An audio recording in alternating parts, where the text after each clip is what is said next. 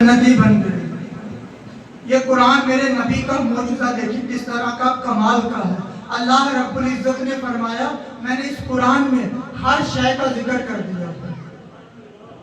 नबियों की नबूवत का जिक्र भी कुरान में कर दिया है, फरिश्तों की तस्बीह का जिक्र भी कुरान में है, अहले बैत की मवद्दत का जिक्र भी कुरान में है, सहाबा की अजमत का जिक्र भी कुरान में है, मक्के वालों की सदाओं का जिक्र भी कुरान में है, मदीने वालों की वफाओं का जिक्र भी कुरान में है, अर्श वालों का जिक्र भी कुरान में है, फर्श वालों का जिक्र भी कुरान में है, जन्नत का जिक्र भी कुरान में है, महशर का जिक्र भी कुरान में है। मुख्तसर ये है कि सारी कायनात का जिक्र कुरान में है और कुरान मेरे नबी के सीने में है। सारी कायनात का जिक्र कुरान में है। जो इसका इनकार करता है वो काफिर होता है। जब ये मान लिया है कि हर शय कुरान में है तो फिर इसके मानने में हज क्या है कि नबी को किसी चीज का इल्म नहीं है। नबी को सारी कायनात का इल्म है, कयामत के आने का भी, कयामत के बाद किसने जहन्नुम में जाना है, किसने जन्नत में जाना है। मैंने फरमाया कि मेरे नबी की सीने में कुरान है, यानी कुरान का रिश्ता नबी के सीने से। नज़्ज़लहु अला क़ल्बी, अल्लाह रब्बुल इज्जत फरमा रहा है कि मैंने कुरान को मुस्तफ़ा के सीने पे नाज़िल फरमाया। आज अगर हम कुरान पढ़ते हैं तो नबी खुश होते हैं, नबी का सीना खुश होता है, और जिस पर नबी खुश होता है उसी पर खुदा खुश होता है। लेकिन जब हम कुरान नहीं पढ़ते, आज हम क्या करते हैं कुरान के साथ, अपने बच्चों को कुरानी तालीम की तरफ लेकर जाएं तो हम ये कह देते हैं कि मौलवी बनाकर हम इसको खिलाएंगे कहाँ से, पिलाएंगे कहाँ से, यही कहते हैं। और दूसरी तरफ हम कहते हैं कि मौलवी सबसे बड़ा है। एक ये कह रहे हैं, दूसरा ये कह रहे हैं, या तो इसको सच मान लें या इसको सच मान लें। आए हजूर से पूछ लेते हैं क्या कुरान वाले को रिज़्क की कमी रहती है? मस्जिद नबवी है, सहाबा का मजमा लगा हुआ है।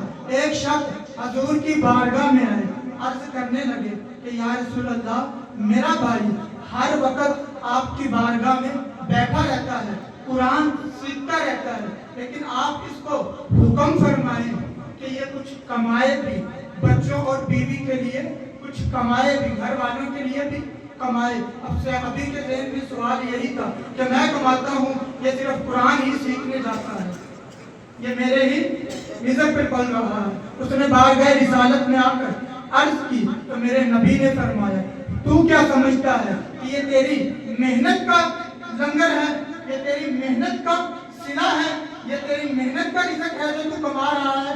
ना ना, मेरे नबी ने फरमाया अल्लाह ने इसी की बरकत से तुझे भी रिज़्क अता फरमाया।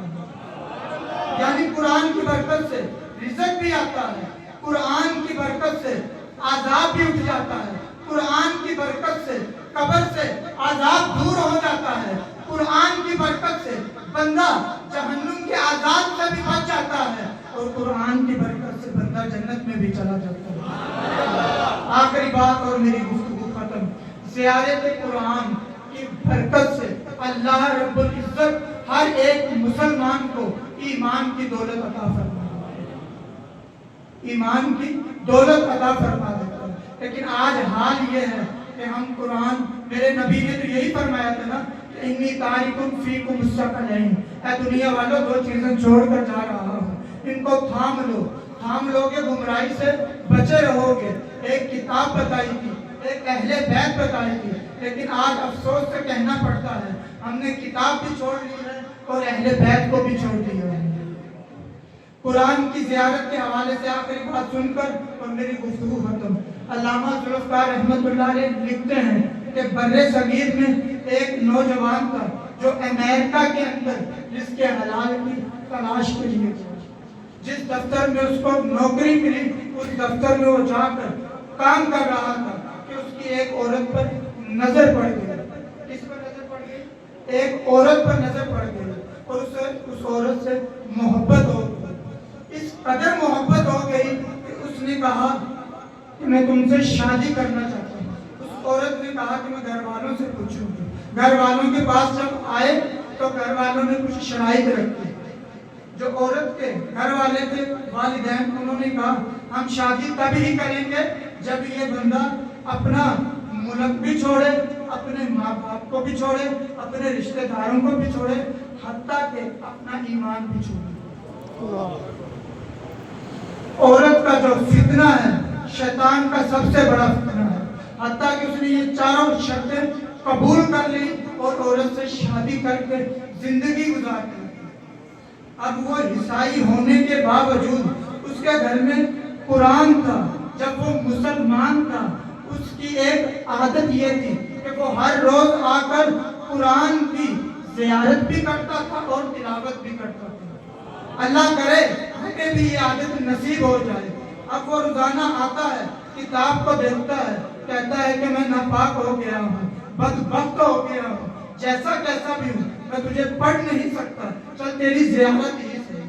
اب وہ دن گزرتے ہیں, ہفتے گزرتے ہیں, یہاں تک کہ 4 سال گزرتے ہیں. ایک دن وہ آتا ہے, گھر میں قرآن کو نہیں پاتا. اسی وقت منہ اوپر کر کے کہہ رہا ہے کہ بھارے الہ اتنا بدبخت ہو گیا ہوں کہ میں نے پہلے تیری تلاوت کو چھوڑا ہے, آج مجھ سے زیارت سے بھی میں محروم ہو گیا ہوں. اس نے اسی وقت اپنی بیوی کو بلایا, بلا کر کہنے لگا یہاں پر ایک کتاب رکھی ہوئی تھی, وہ کتاب کہاں ہے؟ بیوی نے دیکھا آج تک اس نے مجھ سے اس طرح بات نہیں کی, آخر وجہ کیا ہے؟ اس نے تو اسلام بھی میرے لیے چھوڑ دیا, یہ کتاب کتنی ضروری ہے. بیوی نے جب اس کا لب و لہجہ دیکھا اسی وقت بیوی کہنے لگی یا کتاب کو رکھ لے یا مجھ کو رکھ لے. بندہ سوچ میں پڑ گیا, کہنے لگا ہر ایک کے لیے میں نے بیوی کے لیے اس کو چھوڑ دیا, ہر ایک کے لیے بیوی کے لیے میں نے ہر ایک کو چھوڑ دیا, لیکن آج میں قرآن کے لیے بیوی کو چھوڑ دیتا ہوں. اللہ نے جب اس کی یہ قرآن سے محبت دیکھی, میرے رب نے اسے ایمان بھی عطا فرمایا اور اپنا ولی بھی بنا لیا.